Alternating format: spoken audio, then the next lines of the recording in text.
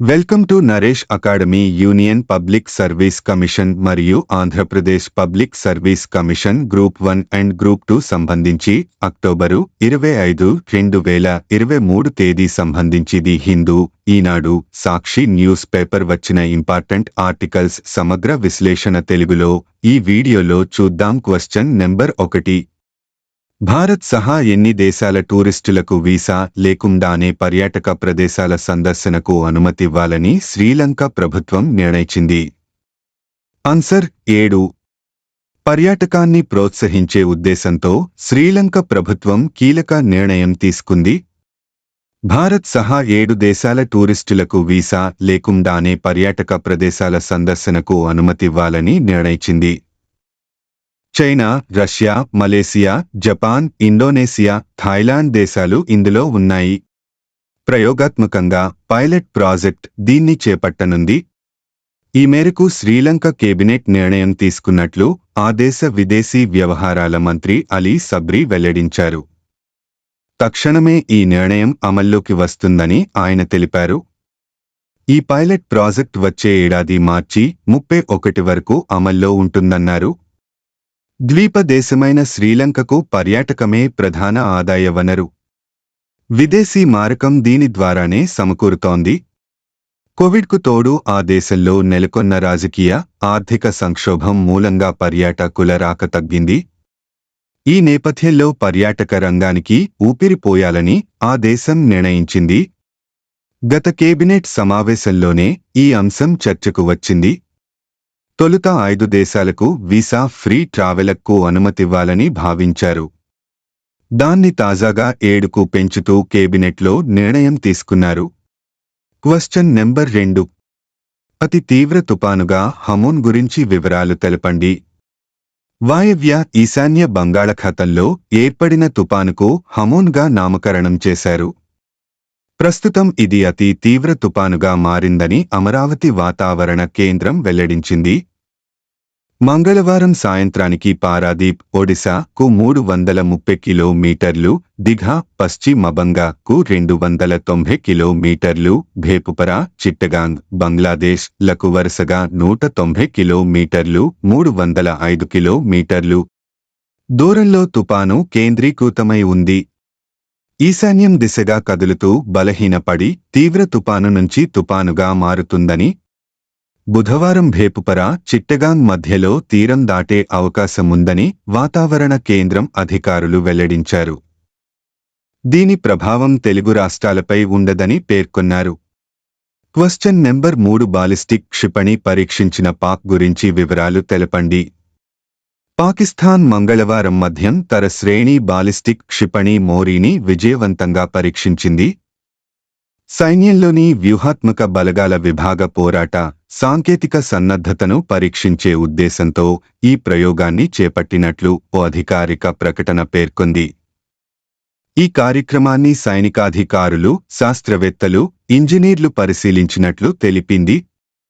Pakistan ballistic క్షిపణి కార్యక్రమానికి ఉపయోగపడే సామగ్రిని సరఫరా చేస్తున్నాయంటూ చైనాకు చెందిన 3 కంపెనీలపై అమెరికా కొద్ది రోజుల కిందట ఆంక్షలు విధించిన నేపథ్యంలో తాజా ప్రయోగం జరిగింది.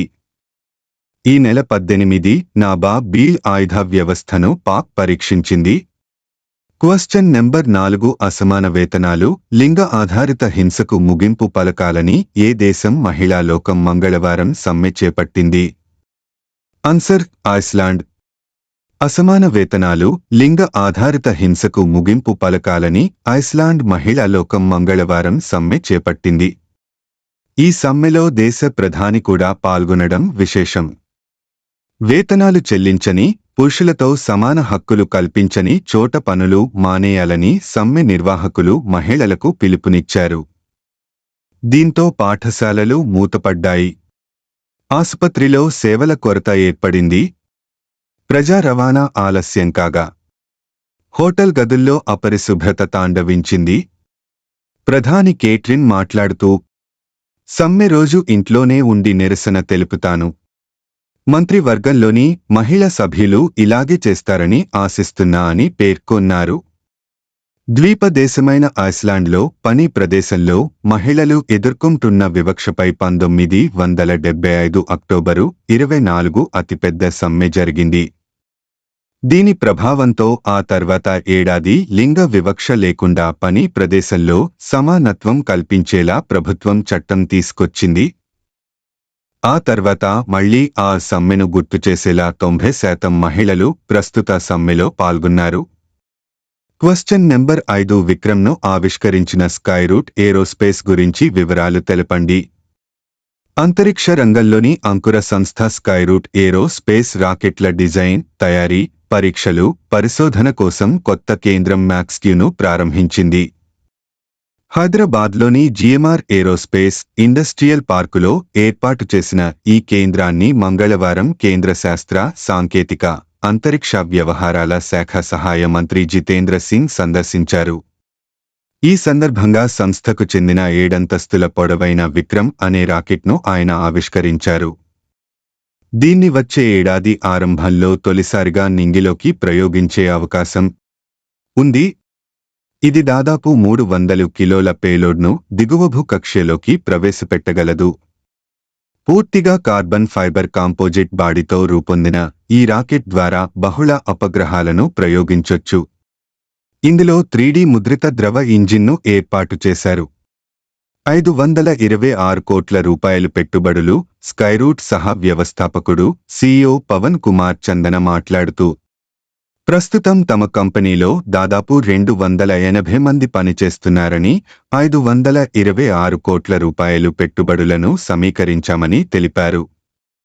కొత్త ప్రాంగణానికి పెట్టిన పేరు గురించి వివరిస్తూ, అంతరిక్షంలోకి వెళ్లే ప్రతి రాకెట్ ఒక దశలో గరిష్ట ఒత్తిడికి గురికావాల్సి ఉంటుందని, దాన్ని మ్యాక్స్క్యూ అంటారని చెప్పారు. 60,000 చదరపు అడుగుల విస్తీర్ణం కలిగిన ఈ కేంద్రం దక్షిణాసియాలోనే అతిపెద్ద ప్రైవేటు రాకెట్ అభివృద్ధి కేంద్రమని చెప్పారు. ఈ అధునాతన ప్రాంగణంలో రాకెట్ల డిజైన్, తయారీ, పరీక్షలకు అన్ని వసతులు ఉన్నాయన్నారు. స్కైరూట్ సహ వ్యవస్థాపకుడు నాగభరత్ మాట్లాడుతూ, తమ డిజైన్ నైపుణ్యానికి దేశీయ సాంకేతిక పరిజ్ఞానాన్ని జోడించి విక్రమ్ను రూపొందించినట్లు చెప్పారు. ఈ రాకెట్లోని మొదటి 3 దశలు ఘన ఇంధనంతో పనిచేస్తాయి. దీనికి తక్కువ మౌలిక వసతులు సరిపోతాయి. 12 గంటల్లోనే దీన్ని అసెంబుల్ చేసి ప్రయోగానికి సిద్ధం చేయవచ్చు. విక్రమ్ శ్రేణి కింద మరిన్ని రాకెట్లను అభివృద్ధి చేస్తున్నట్లు స్కైరూట్ పేర్కొంది. వాటిలో క్రయోజెనిక్ ఇంజిన్ ను ఏర్పాటు చేయనున్నట్లు తెలిపింది. ఉపగ్రహ ప్రయోగాల కోసం స్కైరూట్ ఇటీవల ఫ్రాన్స్ సంస్థతోనూ ఒప్పందం కుదుర్చుకుంది. 2018లో ఏర్పాటైన ఈ సంస్థ గత ఏడాది విజయవంతంగా విక్రమెస్ అనే రాకెట్ను తొలిసారిగా ప్రయోగించింది. తద్వారా భారత్లో ఆ ఘనత సాధించిన తొలి ప్రైవేటు సంస్థగా రికార్డు సృష్టి. క్వశ్చన్ నెంబర్ 6 స్వచ్ఛంద నైతిక నియమావళి వాలంటరీ కోడ్ ఆఫ్ ఎథిక్స్ ని గురించి వివరాలు తెలపండి. అసెంబ్లీ ఎన్నికల నేపథ్యంలో సామాజిక మాధ్యమాలపై ప్రత్యేక నిఘా ఉంచాలని కేంద్ర ఎన్నికల సంఘం నిర్ణయించింది. దీని నిమిత్తం స్వచ్ఛంద నైతిక నియమావళి వాలంటరీ కోడ్ ఆఫ్ ఎథిక్స్ ని రూపొందించింది. సోషల్ మీడియా సైతం ఎన్నికల ప్రవర్తన నియమావళి పరిధిలోనే ఉండాలని పేర్కొంది. తెలంగాణతో పాటు ఎన్నికలు జరిగే మరో 4 రాష్ట్రాల్లో సామాజిక మాధ్యమాల్లో వచ్చే కథనాలు, వాణిజ్య ప్రచారాలను సైతం అధ్యయనం చేయాలని నిర్ణయించింది. ఆయా వ్యవహారాలను పర్యవేక్షించేందుకు కేంద్ర ఎన్నికల సంఘం ప్రధాన కార్యాలయంలో ఉన్నతాధికారులుగా ఉన్న అంజు చందర్, రాజేష్ కుమార్ సింగ్, అపూర్వ సింగ్లను నోడల్ అధికారులుగా నియమించింది. సామాజిక మాధ్యమాల్లో అభ్యంతరకరంగా ఉన్న అంశాలను ఎప్పటికప్పుడు నోడల్ అధికారుల దృష్టికి తీసుకెళ్లాలని రాష్ట్ర ఎన్నికల అధికారులకు పంపిన ఉత్తర్వుల్లో పేర్కొంది. స్వచ్ఛంద నైతిక నియమావళిపై చైతన్యం కల్పించేందుకు వ్యూహ రచన చేస్తున్నట్లు ఉన్నతాధికారి ఒకరు మంగళవారం ఈనాడుతో చెప్పారు. సోషల్ మీడియా వేదికగా పార్టీలు అభ్యర్థుల ప్రచారాలకు సైతం ముందస్తు అనుమతి తీసుకోవాలని, ప్రస్తుతం ఈ నిబంధన పత్రికలు, ఎలక్ట్రానిక్ మీడియాకు మాత్రమే అమలులో ఉండగా ఇక నుంచి సామాజిక మాధ్యమాలకు వర్తింపజేయాలని కేంద్ర ఎన్నికల సంఘం నిర్ణయించినట్లు వివరించారు.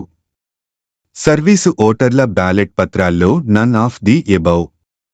ఎన్నికల బరిలో నిలిచిన అభ్యర్థులు నచ్చకపోతే నన్ ఆఫ్ ది ఎబవ్ కు ఓటు వేసేందుకు ఎన్నికల సంఘం వెసులుబాటు కల్పించిన విషయం తెలిసిందే. ఈవీఎం యంత్రాలు, పోస్టల్ బ్యాలెట్ పత్రాల్లో నోటా అని ఉండగా సర్వీసు ఓటర్లకు ఇచ్చే పోస్టల్ బ్యాలెట్ పత్రాల్లో మాత్రం నన్ ఆఫ్ ది ఎబవ్ అని నమోదు చేయాలని స్పష్టం చేస్తూ కేంద్ర ఎన్నికల సంఘం తాజాగా ఉత్తర్వులు జారీ చేసింది. Question number 7. మానవ సహిత అంతరిక్ష ప్రయోగానికి ఉద్దేశించిన గగన్యాన్ అంతరిక్షంలోకి ముందుగా వెళ్లే రోబో పేరు ఏమిటి? ఆన్సర్: వ్యోమమిత్ర. అంతరిక్ష ప్రయోగాల్లో జంతువుల సహకారం మరవలేనిది. మానవుల కన్నా ముందు వీటినే రోదసిలోకి పంపించారు. అంతరిక్ష ప్రయాణంలో ఎదురయ్యే పరిస్థితులు, ప్రభావాలను అంచనా వేయటంలో ఇవి కీలక పాత్ర పోషించాయి. కానీ మనదేశం మాత్రం అలా చేయటం లేదు. జంతువులు కూడా ప్రాణులే. అంతరిక్షంలో ఎక్కువ కాలముంటున్నప్పుడు భారరహిత స్థితి, రేడియేషన్ ప్రభావాలు మన మీద పడినట్టే వాటి మీద పడతాయి కదా. వీటిని అర్థం చేసుకోవటానికి జంతువులను బలి చేయటం ఎందుకు? ఇక్కడే మన అంతరిక్ష పరిశోధన సంస్థ ఇస్రో వినూత్నంగా ఆలోచించింది. జంతువులకు బదులు మనిషిని పోలిన రోబోను ముందుగా అంతరిక్షంలోకి పంపటానికి సిద్ధమైంది. ఇందుకోసం ప్రత్యేకంగా రోబోను సిద్ధం చేసింది. దీని పేరు వ్యోమమిత్ర. ఆడ వ్యోమగామిలా కనిపించే దీనికి తల, 2 చేతులుంటాయి. కాకపోతే కాళ్లుండవు. సగం హ్యూమనాయిడ్ అన్నమాట.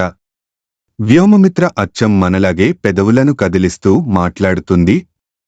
హిందీ, ఇంగ్లీష్లో మాట్లాడేలా దీన్ని ప్రోగ్రామ్ చేశారు. ఇది మనుషులను గుర్తిస్తుంది. అంతరిక్షంలో వ్యోమగాములు చేసే పనులన్నింటినీ అనుకరిస్తుంది.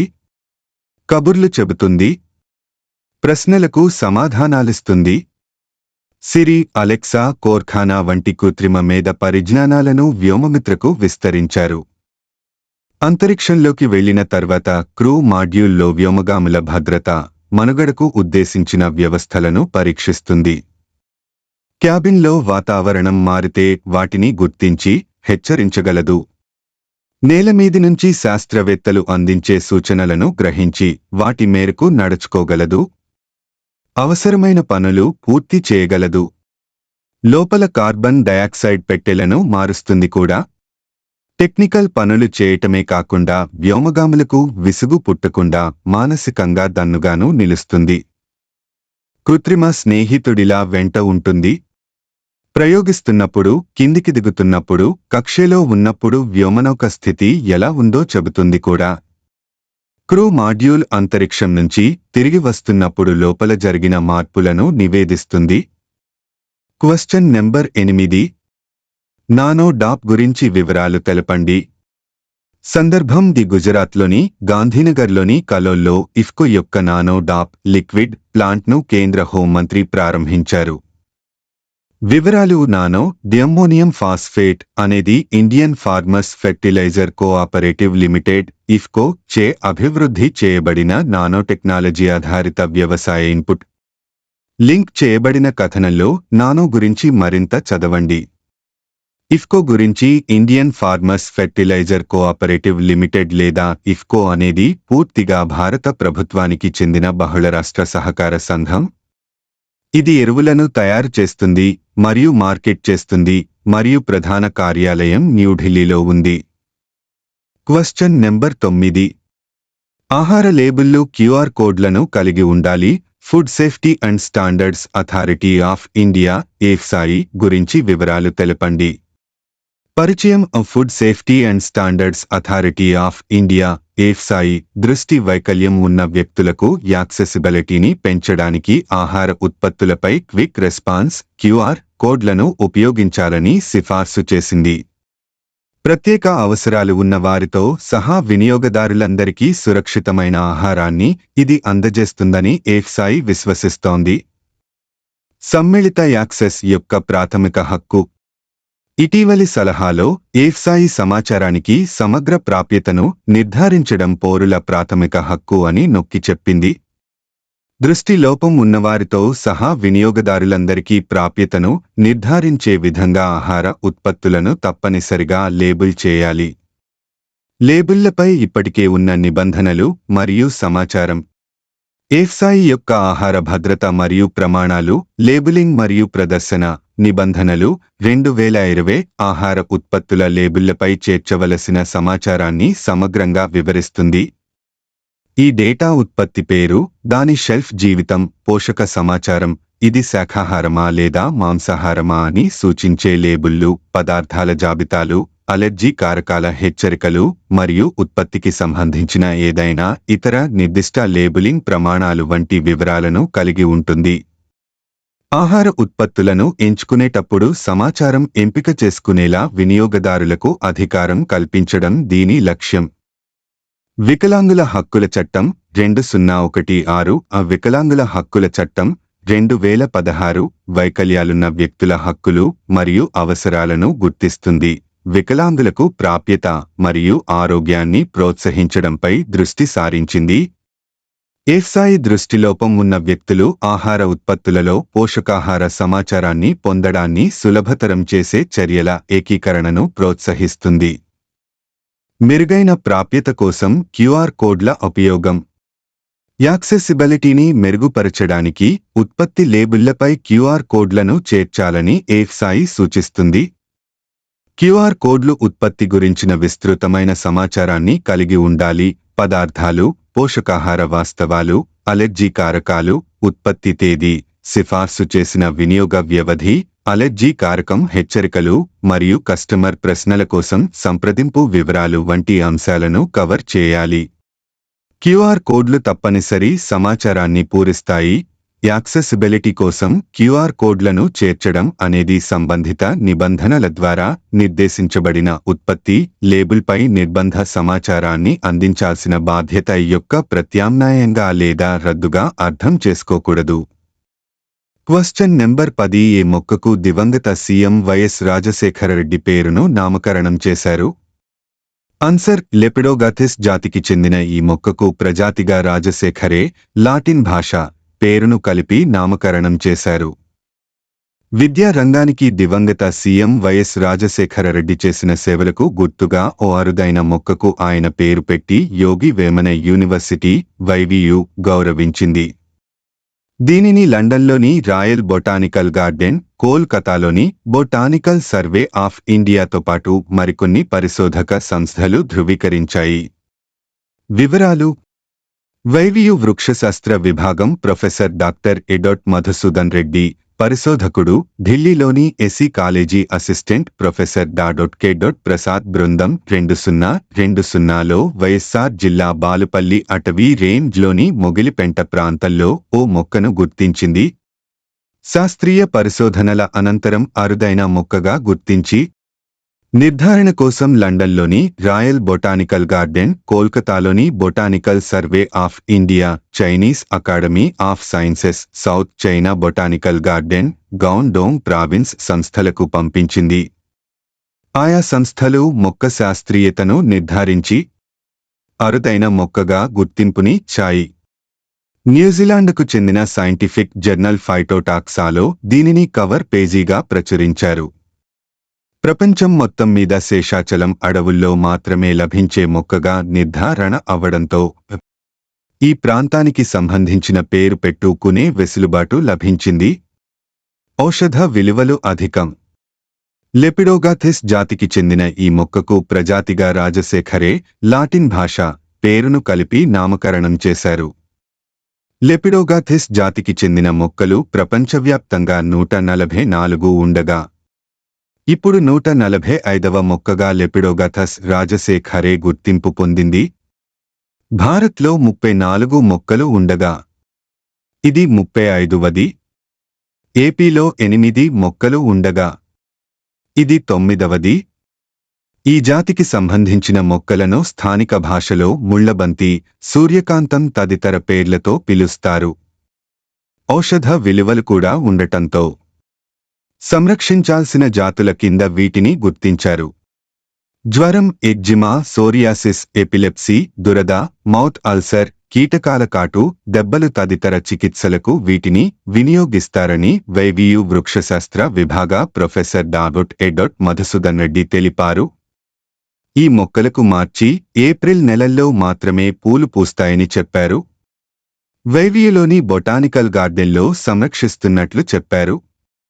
ప్లీజ్ లైక్, షేర్, కామెంట్ చేయండి మరియు subscribe my YouTube channel @Naresh academy 5509. Thank you one and all.